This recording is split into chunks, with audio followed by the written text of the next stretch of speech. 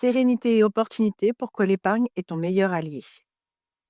Aujourd'hui, on va explorer comment ton épargne de précaution peut devenir ton premier allié dans la gestion de tes finances personnelles. Ce n'est pas juste une question de mettre de l'argent de côté, en fait, mais bien de t'assurer que tu es prêt à naviguer sereinement dans la tempête, quelle qu'elle soit. Imagine-toi sur une route sinueuse, en train de conduire sous une pluie battante. Les phares de ta voiture luttent contre l'obscurité et la pluie qui tombe sans cesse. Tu as deux options: continuer sans aucune aide, en te fiant uniquement à ton instinct, ou bien tu vois au loin une aire de repos, un endroit sûr où t'arrêter et respirer un peu.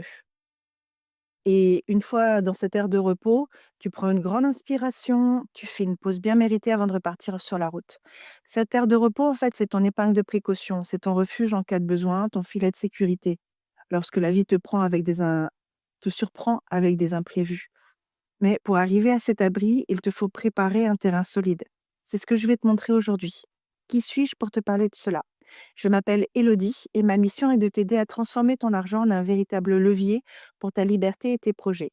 Ici, tu apprendras à mieux gérer ton budget, à optimiser ton entreprise et à décrypter l'impact de l'économie sur tes finances. Bienvenue, tu es au bon endroit. Ingénieure de formation avec un master en administration des entreprises et un autre en banque, je suis également pilote en vol libre et vol moteur. Mon parcours m'a amené de la gestion d'unités de production à la grande distribution, à des fonctions de chargé d'affaires professionnelle en banque. Et parce que la vie ne s'arrête pas au travail, je suis aussi van-lifeuse dans mes moments d'évasion. J'ai exploré des secteurs variés et apprécié chaque étape de ce voyage. Ce qui me passionne avant tout, c'est de raconter des histoires. Le storytelling, en fait, c'est mon outil pour rendre l'argent accessible et compréhensible. Je puise dans des expériences concrètes, un vol en avion de tourisme, la gestion d'une exploitation agricole ou les imprévus d'un road trip en van. Mon objectif est simple: te montrer de manière claire et imagée que, bien utilisé, l'argent peut devenir ton meilleur allié pour réaliser tes rêves. Avec mes vidéos «L'argent un outil», je te propose des solutions simples, pratiques et directement applicables à ton quotidien. Pas de blabla inutile, juste des clés pour faire de l'argent un véritable levier au service de tes ambitions personnelles et professionnelles. Prêt à avancer et à transformer ta vision de l'argent? Rejoins-moi sur mon blog www.argent chiffre 1 outil.com. Dans cette vidéo, je vais t'expliquer pourquoi l'épargne de précaution est ton meilleur allié et comment tu peux construire dès aujourd'hui pour garantir ta sérénité financière. En fait, beaucoup de personnes la sous-estiment ou l'ignorent, mais c'est réellement la base de tout. Avant même de penser à investir ou à acheter ton bien immobilier, comme ta résidence principale, ou à diversifier tes placements, il est vraiment primordial de solidifier cette base. À noter, cet épisode en fait fait partie de ma série spéciale Construire son patrimoine en 10 ans, en 5 épisodes. Ici, on est dans le deuxième épisode. Cette série est conçue pour t'aider à transformer tes finances étape par étape. Donc, si tu viens de nous rejoindre, voici un petit récapitulatif des thèmes abordés. Dans le précédent épisode, dans le premier, nous avons découvert pourquoi 10 ans suffisent pour changer ton avenir financier. Le deuxième, que tu écoutes actuellement, permet d'explorer l'épargne comme premier allié indispensable. Dans l'épisode suivant, donc le troisième, nous allons parler des clés pour un investissement stratégique. Le quatrième épisode t'aidera à éviter les pièges financiers courants. Et le cinquième épisode est une synthèse tout simplement des leçons clés et de l'inspiration. Beaucoup d'inspiration pour passer à l'action dès aujourd'hui. Donc pense à écouter toute la série pour ne rien manquer de ces conseils essentiels. Allez, c'est parti pour cet épisode numéro 2. Je te donne un exemple. Un exemple de Max et de son kit de chimie. Émilie a un fils, Maxime. Il a 10 ans. Il est passionné de science, en fait. Il adore expérimenter et poser des questions sur le fonctionnement du monde. Un jour, il a demandé à Émilie s'il pouvait avoir un kit de chimie qu'il avait vu en ligne. Comme tout parent, Émilie aurait pu lui acheter immédiatement cet objet, mais elle a voulu en faire une opportunité d'apprentissage. Émilie a proposé un défi: utiliser son argent de poche, donc que Maxime utilise son argent de poche pour économiser et acheter lui-même ce fameux kit. Émilie lui a expliqué que ce serait une expérience enrichissante, presque comme une aventure scientifique avant même d'ouvrir le kit. Max a accepté, un peu sceptique au départ, hein. Il voulait son cadeau tout de suite. Chaque semaine, il mettait de côté une partie de son argent de poche dans une petite boîte qu'il appelait son laboratoire invisible. Au fil des semaines, quelque chose d'extraordinaire s'est produit. Max a commencé à comprendre la valeur de ses efforts. Il réfléchissait davantage à ses dépenses. Est-ce que j'ai vraiment besoin de ce sachet de bonbons ou est-ce que je préfère mettre de l'argent de côté pour, euh, pour m'acheter ma boîte de chimie? Au bout de 2 mois, ce qui est un temps très long pour un enfant de 10 ans, Max avait économisé suffisamment pour s'offrir son kit de chimie. Mais le plus beau dans cette histoire, c'est que ce n'était pas seulement le kit, mais c'était la fierté immense qu'il y ressentait. Il avait appris à fixer un objectif, à être patient et à prioriser ses désirs. En plus, il a pu vraiment sélectionner le kit de chimie qu'il voulait en fonction de la multitude de kits de chimie qui existaient sur Internet, puisqu'il a eu le temps de réfléchir en 2 mois à ce qu'il voulait vraiment faire comme expérience et ce qu'il voulait vivre. En fait, cette anecdote, bien qu'innocente, illustre un point essentiel. L'épargne, même pour des tout petits projets, n'est pas qu'un acte financier, c'est une discipline et un état d'esprit. En fait, peu importe ton âge, ce processus est applicable à tout le monde. Imagine économiser pour un voyage, un projet entrepreneurial ou même un premier investissement immobilier. Chaque euro que tu mets de côté te rapproche un peu plus de ce que tu veux vraiment accomplir. Et toi, quel serait ton kit de chimie? Quel projet actuellement te motive assez pour commencer à économiser dès maintenant? Si on prend un peu de recul par rapport à cette histoire, je vais te détailler, en 3 points, l'épargne de précaution. Déjà, pourquoi c'est important, de l'avoir, plus dans la théorie, pourquoi c'est essentiel et comment la constituer, surtout comment la constituer et aussi après comment l'épargne va te servir concrètement. Donc, en fait, il faut bien que tu comprennes que l'épargne, c'est ton parachute en cas de chute. En fait, quand tu es au sommet d'une montagne, prêt à t'élancer pour ton premier saut en parachute, tu ressens de l'adrénaline, ça monte et soudain, une pensée te traverse l'esprit: «Et si le parachute ne s'ouvrait pas?» Cette idée est assez effrayante, n'est-ce pas? Mais tu te rassures immédiatement car tu sais qu'un parachute de secours est là, prêt à te sauver si jamais le premier ne fonctionne pas. Eh bien, ton épargne de précaution, c'est exactement ça. Elle est là pour absorber le choc en cas de chute. Pas besoin de paniquer, pas besoin de recourir à de solutions risquées comme un crédit à la consommation ou de piocher dans tes investissements. En fait, elle te donne une assurance mentale, la certitude que quoi qu'il arrive, tu peux tenir bon. Ça te permet aussi d'être moins dans l'émotionnel et de devenir plus rationnel, d'être plus serein au quotidien, de prendre les bonnes options, les bons choix qui s'offrent à toi. Je te prends un autre exemple concret. Imagine que tu es à quelques mois d'une promotion professionnelle. Tout semble aller pour le mieux et soudain, ton employeur annonce un plan social. Ton poste est supprimé du jour au lendemain. Si tu as une épargne de précaution, tu peux respirer. Cette réserve te permet de continuer à payer ton loyer, tes factures et de couvrir tes besoins essentiels, sans te précipiter sur le premier emploi venu ou risquer de te surendetter.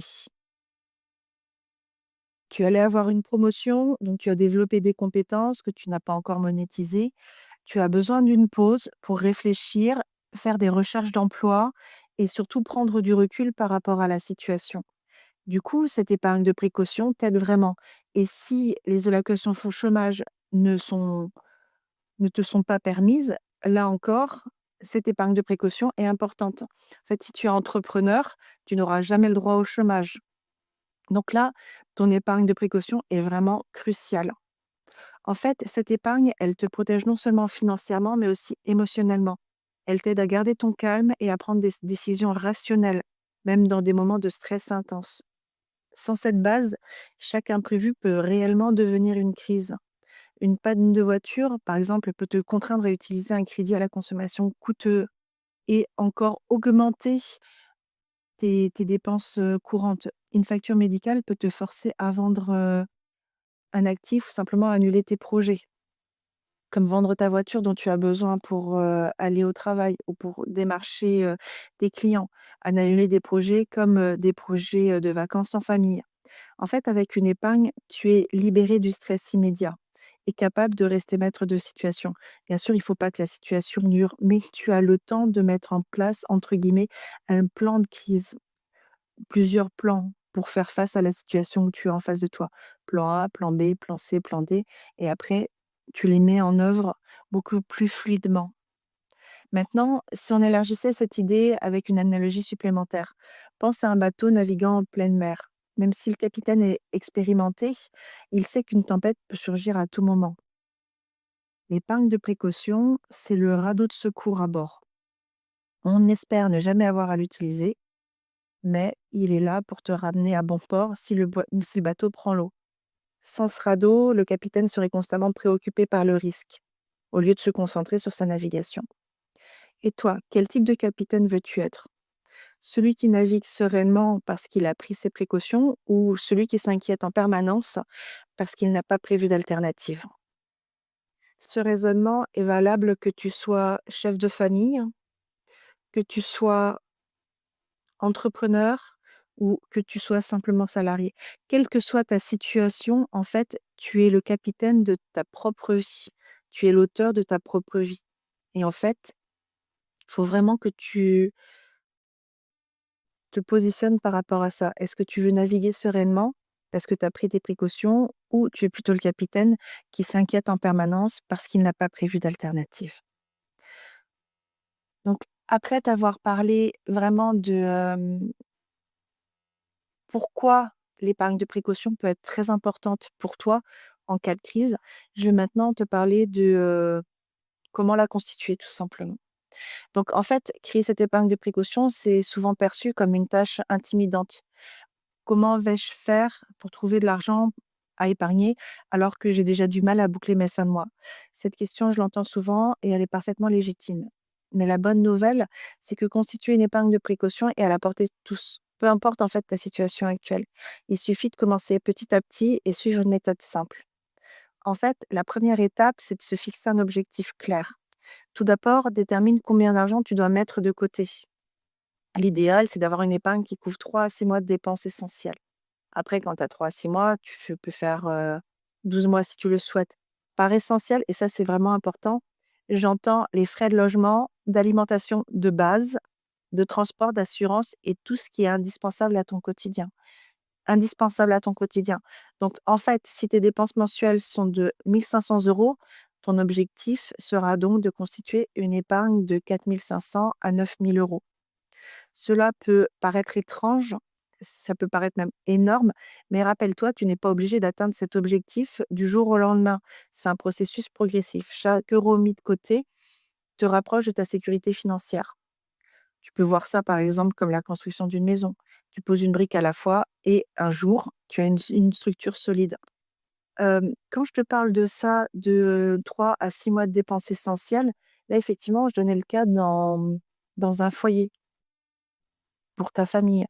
Mais sache que ça, c'est valable aussi si tu es chef d'entreprise, tu as besoin de trésorerie. On parle dans l'entrepreneuriat que la trésorerie, c'est le nerf de la guerre et c'est vraiment important. Il faut vraiment que tu aies une trésorerie de 3 à 6 mois de charge d'avance. C'est valable aussi que tu sois entrepreneur, que tu aies une activité, que tu sois freelance, artisan ou, que tu sois le PDG une très grosse entreprise ou que tu sois simplement un investisseur qui a une SCI. Donc SCI, c'est une société civile immobilière qui a un bien dans lequel que tu loues par exemple en Airbnb. Le raisonnement en fait est valable partout. Donc après l'étape numéro un, se fixer un objectif clair en termes de montant. Étape numéro 2, c'est de commencer petit, mais surtout de commencer maintenant. En fait, beaucoup de gens attendent d'avoir une somme importante pour commencer à épargner. C'est vraiment une erreur, parce qu'il faut sortir de la procrastination et faut commencer petit à petit. Vraiment, c'est la discipline qui fait la différence sur 5 à 10 ans, que ce soit en termes de finances ou que ce soit en termes de réalisation dans ta vie. Même si tu mets aujourd'hui 10 ou 20 € par mois, ça suffit pour poser les bonnes bases. Ce qui compte, en fait, c'est la régularité. Une petite somme épargnée régulièrement finit par faire une grande différence grâce à l'effet cumulé. Je te donne un exemple concret. Si tu épargnes 50 € par mois, tu auras 600 € au bout d'un an. Au bout de 2 ans, tu auras 1 200 € et si tu réussis à augmenter ce montant au fil du temps, ton épargne de précaution se constituera bien plus rapidement que tu ne le penses. En fait, l'important, c'est vraiment de démarrer. Plus tu attends, plus tu repousses ta tranquillité d'esprit. Dans cette optique-là, l'étape 3 aussi est importante. En fait, l'étape 3, c'est d'automatiser tes économies. Voici un des secrets des personnes qui réussissent à épargner sans effort. Elles automatisent leurs finances. Comment elles font? En fait, elles configurent simplement un virement automatique depuis leur compte courant vers un compte d'épargne dédié, juste après que leur salaire soit arrivé. En fait, cela te permet de ne plus avoir ton argent comme disponible pour dépenser, parce que ton argent se volatilise directement sur un compte épargne. Et le compte épargne, on ne va pas le regarder systématiquement, c'est surtout le compte courant qu'on va regarder sur l'application bancaire. C'est une stratégie simple, mais incroyablement efficace. Et ça, tu peux le commencer dès que tu as 18 ans. Rappelle-toi, la clé, c'est de traiter ton épargne comme une dépense obligatoire, comme si c'était une facture à payer. Ainsi, tu n'as pas besoin de compter sur ta volonté pour épargner chaque mois. C'est fait automatiquement, sans y penser. Une fois que tu as suivi ces 3 étapes, la quatrième étape, c'est de choisir un support sécurisé. En fait, comme c'est une épargne de précaution, elle doit vraiment rester accessible et en sécurité. Ce n'est pas une épargne que tu vas investir dans des actions ou dans des placements risqués. Opte plutôt pour des supports d'épargne classiques, un compte épargne sur livret, un livret A, un livret développement durable ou tout compte épargne rémunéré. Tu peux aussi prendre des comptes à terme, par exemple. Ces options, en fait, te permettent d'accéder rapidement à ton argent en cas de besoin et tout en gardant tes fonds protégés. Euh, Pourquoi l'épargne te donne du pouvoir? En fait, l'épargne de précaution, c'est pas seulement un outil de sécurité, comme je t'en ai déjà parlé, plus avant en étant plus imagé, mais c'est vraiment un outil de liberté, en fait. Parce que l'épargne de précaution te permet de dire non à des situations qui ne te conviennent pas. Un travail toxique, tu peux démissionner sans craindre, de ne pas pouvoir payer ton loyer. Une opportunité d'investissement, tu peux la saisir sans devoir emprunter à des taux élevés. Une période difficile, tu peux la traverser avec dignité sans avoir à demander de l'aide à tes proches ou à tes banques. Souviens-toi, chaque euro que tu mets de côté est une brique qui construit ta sécurité et ta liberté, comme si tu construisais une maison petit à petit. Commence petit, mais commence aujourd'hui. Du coup, cette épargne, en fait, ça peut vraiment te permettre d'être un levier pour saisir des opportunités. Et ça, c'est le quatrième point que je voulais aborder dans cette vidéo.